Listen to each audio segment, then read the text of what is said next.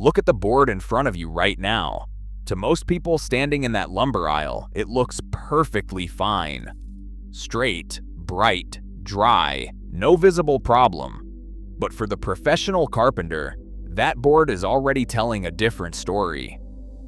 In 2026, millions of them quietly stopped buying lumber at Home Depot. Not because of the price, because of what happens 3 months after you bring it home. The invisible problem nobody mentions at the register. If you ask a seasoned carpenter what the single biggest quality problem is with mass-produced lumber in 2026, they will not mention price. They will not mention knots. They will say one word that sounds completely harmless: moisture. And this is where everything starts to get uncomfortable. Construction demand is up. Do-it-yourself projects are booming. The supply chain has to move faster than ever. What that means in practical terms is that lumber is being kiln-dried faster, pushed through on accelerated schedules that meet the moisture content standard on paper but do not give the wood enough time to reach genuine stability. The board passes the test. The board ships. The board looks perfect under the fluorescent lights in aisle 14. Then you bring it into a real environment with changing humidity, temperature swings between day and night, and seasonal moisture cycling, and the wood begins to react. It shrinks. It twists gently along the grain. It cups across the face. And the critical part is you do not see it right away. 3 weeks later, the cabinet door starts to rub the frame. 2 months later, the tabletop is no longer flat. The rainy season arrives and the joints open a few millimeters, enough for the customer to call.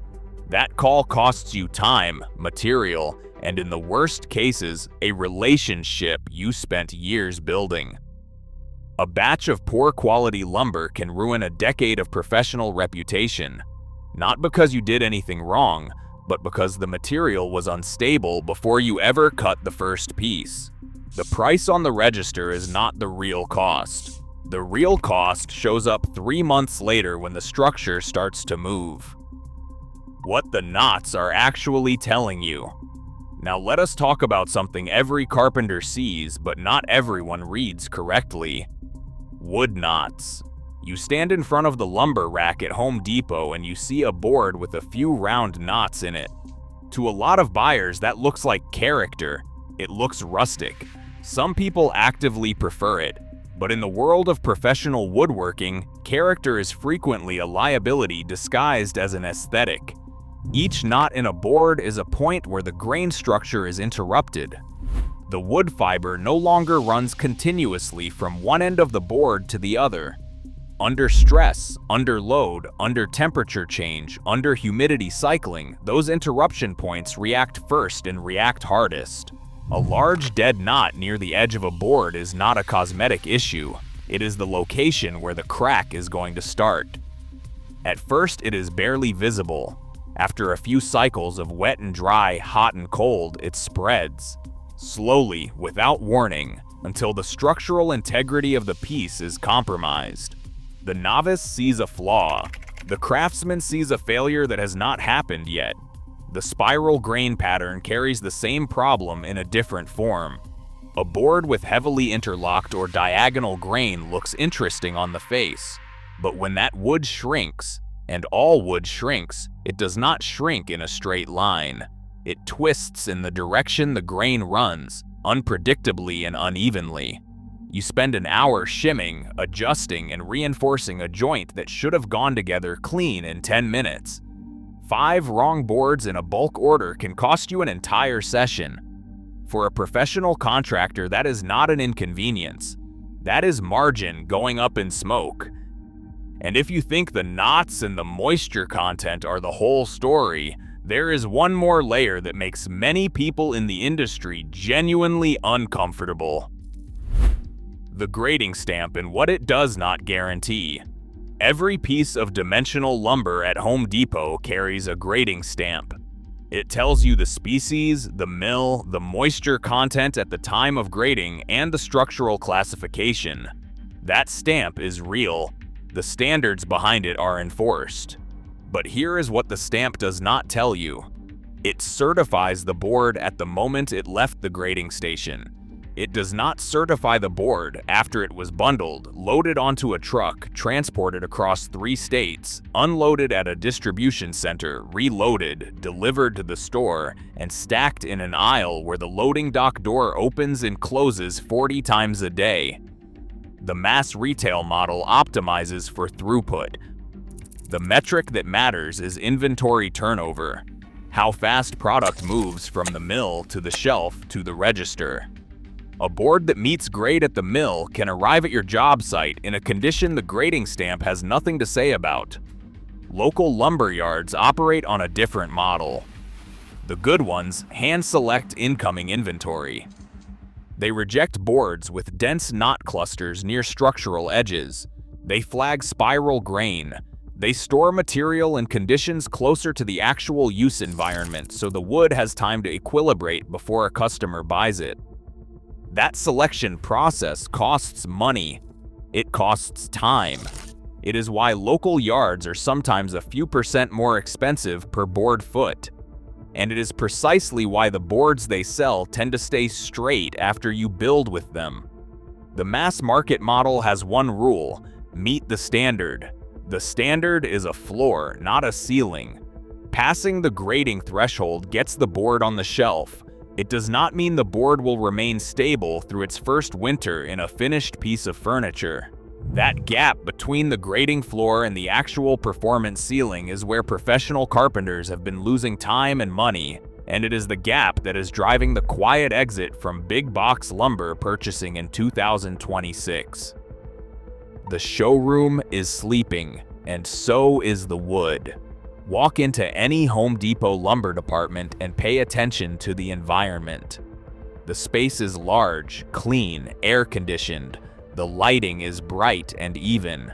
The humidity is controlled. Every board on the rack looks straight, dry, and consistent. That environment is not an accident. It is a retail display condition, and it is the single most misleading aspect of buying lumber at a big box store.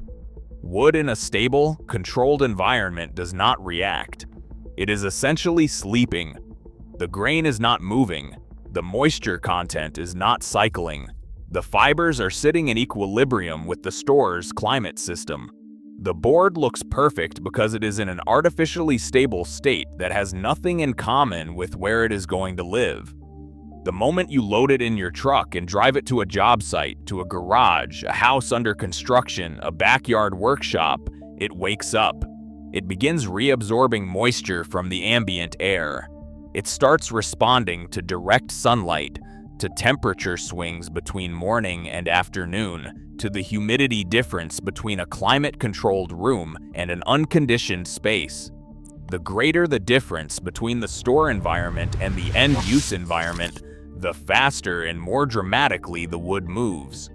A board that looked perfectly straight on the Home Depot rack can develop a measurable bow within 2 weeks of sitting on a job site before you have even cut into it. Local lumber yards look less impressive. The inventory is often stored outdoors under cover or in naturally ventilated sheds without climate control. The wood is already living in something closer to the real world. It has already done some of its reacting. When you bring it to the job site, the environmental shock is smaller because the acclimation has already started. That is not glamorous.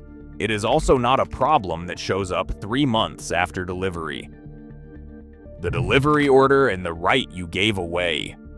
There is one final layer that pushed many professional carpenters over the edge on big box lumber purchasing, and it is the delivery model. The convenience pitch is compelling.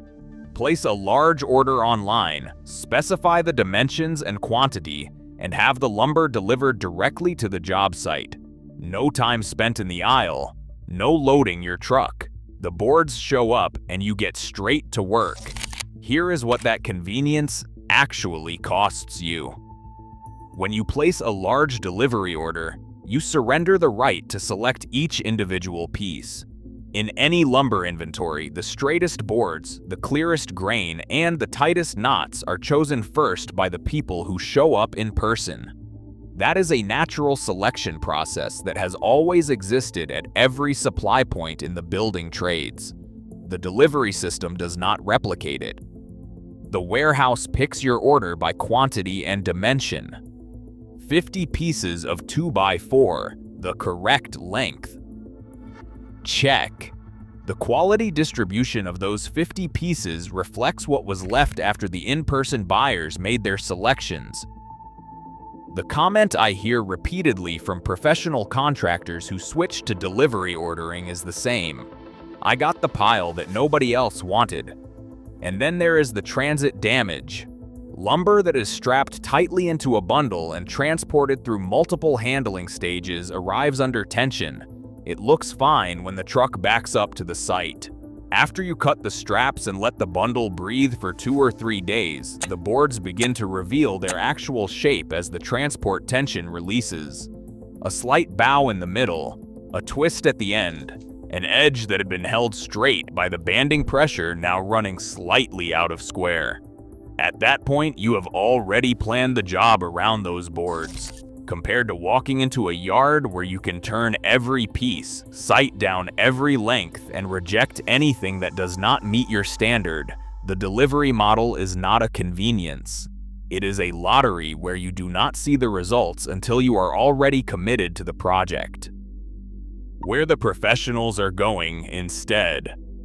After all of that, the moisture cycling, the dead knots, the grating floor that is not a quality ceiling, the showroom that puts wood to sleep, and the delivery system that removes your right to choose, the answer sounds almost old-fashioned.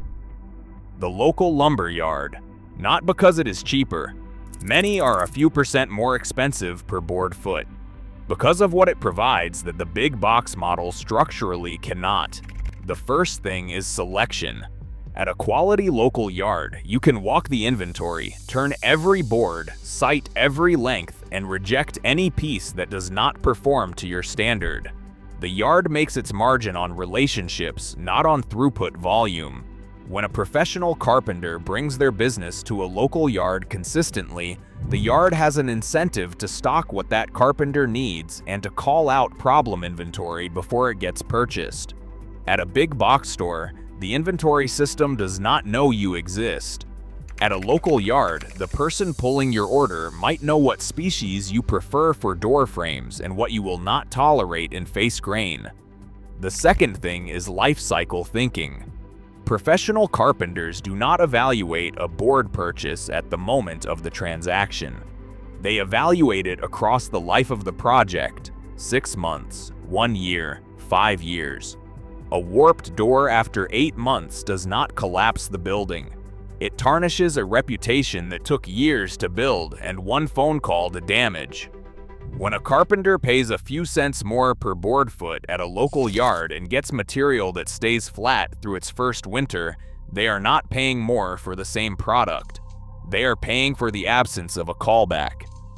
And in the construction trades, the callbacks you do not get are the ones that determine whether you are still in business in 10 years. If you still have to buy at Home Depot, do this. The reality is that not every market has a strong local lumber yard within a reasonable distance. Not every project timeline allows for a separate sourcing trip.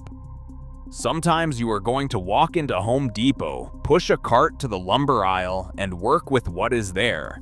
The issue is not avoiding it entirely. The issue is reducing the risk to the lowest level possible, and the carpenters who do this well move through that aisle with a specific process. First, sight every board from one end. Lift it, put one end at eye level, and look straight down the length. A slight bow that is invisible lying flat on the rack becomes immediately obvious from the end. Do not trust how a board feels on the shelf. Second, prioritize straight, even grain. The more the grain deviates from running parallel to the board's length, the higher the risk of unpredictable movement when the wood dries further. Straight grain is not the most visually interesting choice. It is the most stable one. In the building trades, stable always wins over beautiful. Third, avoid large dead knots near the edge or near either end of the board. Small tight knots in the center of the face are generally acceptable in structural applications. A large open knot within 2 inches of an edge is a stress concentration point that will crack before the project reaches its first seasonal cycle. Fourth, buy 10 to 15% more material than the job requires.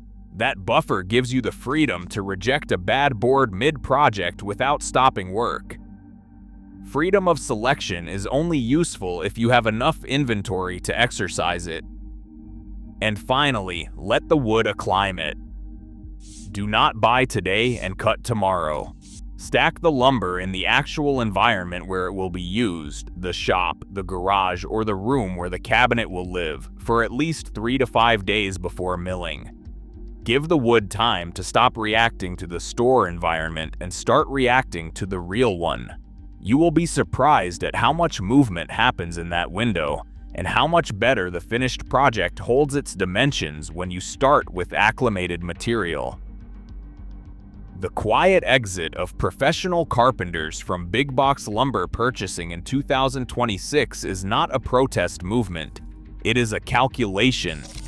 The experienced tradespeople looked at the moisture content, the knot distribution, the grading floor that does not equal a quality ceiling, the showroom conditions that tell you nothing about how the board will perform in the real world, and the delivery system that removes their right to choose. They decided the math no longer worked in their favor. What has changed is not just the lumber. What has changed is the risk tolerance of the professional. When every project is tied to a long-term reputation, when a single callback can cost more than the margin on the job, when a customer calls about a warped door 6 months later and does not ask about the grading stamp, they ask why it is warped. You stop betting on materials. You start buying from the source that lets you select, reject, and control what goes into your work. The structure does not fail because of one large mistake. It fails because of many small decisions that each seemed harmless at the time. If this changed how you read a lumber rack, subscribe to this channel. Every week we go inside the quality gaps, supply chain shortcuts, and retail model compromises that the industry prefers you discover only after the job is finished and the invoice is paid. We cover wood, tools, appliances, and building systems, everything the professional trades depend on, analyzed from the perspective of people who build for a living, not for a brochure. The next investigation is already in progress. Do not miss it. Subscribe to the channel.